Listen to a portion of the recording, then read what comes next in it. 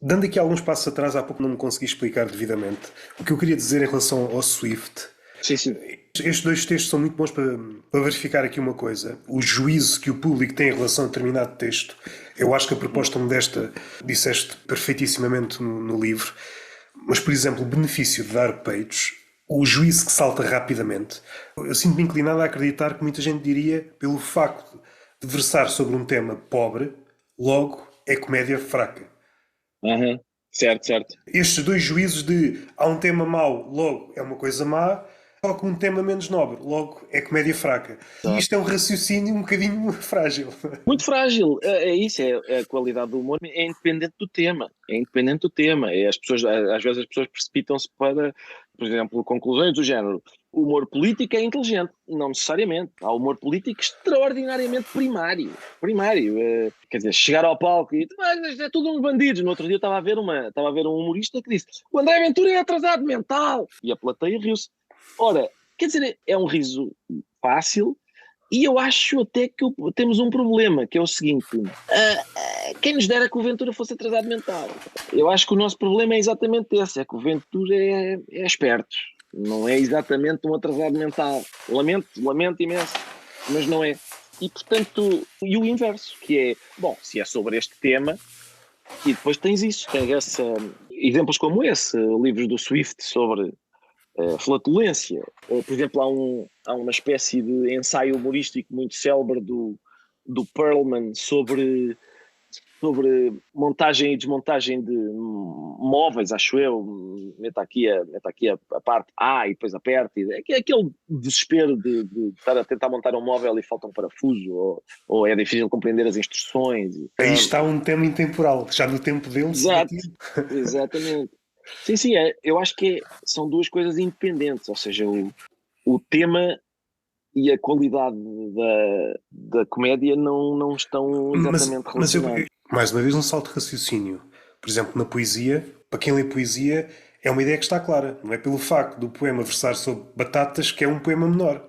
Exato, antes pelo contrário, aquele poema é do William Carlos Williams, não é? Aquele sobre ameixas. Eu comia, as ameixas estavam no frigorífico, comias, estavam tão fresquinhas Eu não sei ou se é, aquele eu não sei se é do Williams Carlos Williams. Por acaso acho que está naquele filme do Patterson, não é? é, Mas eu acho que não é dele, é de outro poeta. tens a certeza, deixa-me lá ver. Eu Mas há parece-me que. outro, por exemplo, há um que eu acho que é do William Carlos Williams, que é aquele da Não tenho tanta a coisa certeza. depende, so much depends upon a red wheelbarrow, tanta coisa depende de um carrinho de mão vermelho perlado de gotas de chuva ao pé das galinhas brancas. Acho que é só assim. Deixa-me ver, que eu estou aqui mesmo à frente do computador. Eu lá, isto é, mais uma vez, isto é conversa de Isto dois é, totós. Eu não sei o que é que o que é que o teu público vai achar disto, mas isto é o auge do entusiasmo. Tu, é, isto, sim, sim, é do William Carlos Williams. É um poema que se chama This is Just to Say. I have eaten the plums that were in the icebox. No outro dia vi uma espécie de resposta de uma poeta. Antigamente dizia-se poetisa, mas de repente há várias poetas que dizem: eu não quero essa palavra, eu prefiro ser poeta. Mas enfim, eu vi uma resposta. A resposta era ela a dizer qualquer coisa parecida com o facto de ele ter comido as ameixas, não lhes fazia moça nenhuma, porque enfim, era uma resposta poética a este poema, era uma coisa divertida. Já não me lembro.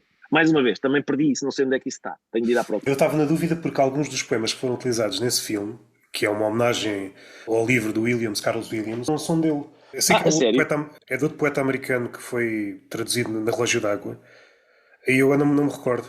Eu pensei que era. Pois, porque o Jim Jarmusch, é isso, eu lembro desse filme. Ele é um condutor de autocarro, poeta e tal. Sim, sim, sim. Exatamente, exatamente. Logo no início disseste que a piada deve ser feita à conta de alguém. Uhum. E que isso nem sempre é verdade. Nem sempre é verdade. Eu acho que até grande parte das vezes, mesmo quando parece que é à conta de alguém, não é à conta de alguém. Exato. São duas coisas. Às vezes parece que é e não é. E mesmo quando é, não é assim tão grave, pá. Não é assim tão grave. É uma piada, pá. É uma piada. As pessoas dizem assim, mas é só uma piada? Não, não, eu não digo só uma piada. É uma piada, que é uma coisa, para mim, importantíssima. Como calculas, é uma coisa que é central na minha vida e na da minha família. É por causa das coisas que eu escrevo que a nossa vida é como é. Não sou capaz de dizer, oh, isso é só uma piada, precisamente porque é uma coisa. central. Nem sequer é só por causa disso, é porque é mesmo de outros pontos de vista, é uma coisa muito importante para mim, é uma coisa muito importante. Mas é tal coisa, é uma coisa muito importante, só que não é da maneira como as pessoas pensam. Não é uma coisa que tenha utilidade, digamos assim. Utilidade no sentido em que uma esfregona é útil, estás a perceber? Não é da mesma ordem. Há muita gente, jornalistas então, é uma coisa incontável, que só acham que isto do humor, que uma piada, essa palavra que em português tem tão pouco prestígio, que uma piada só é importante se produzir um efeito social, se derrubar um governo, se fizer com que um ministro se demita.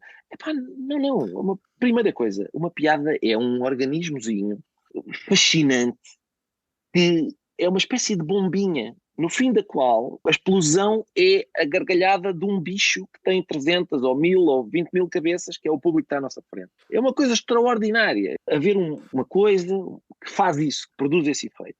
Não tem a ver com... Eu costumo dar este exemplo muitas vezes, que é dizer para que é que serve o humor, uma pergunta à qual eu tenho sido instado a responder várias vezes.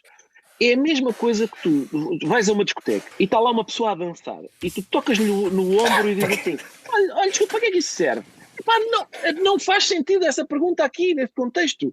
Não é do âmbito do servir. O verbo servir não se aplica, não é uma coisa que tenha utilidade. Concordo contigo. Por exemplo, o programa da Joana Marques, uma das coisas que ela faz bem é reunir uma espécie de constelação e tu percebes que, embora haja diferençazinhas, fala-se ali uma espécie de dialeto, várias ideias passam de uma cabeça para a outra, percebes alguns dos vícios do pensamento, e isto é quase um oxímoro. Se for realmente pensamento, não pode ser um vício. Frases feitas, isso tu disseste, do para que serve, eu ouço cada vez mais aplicado a tudo.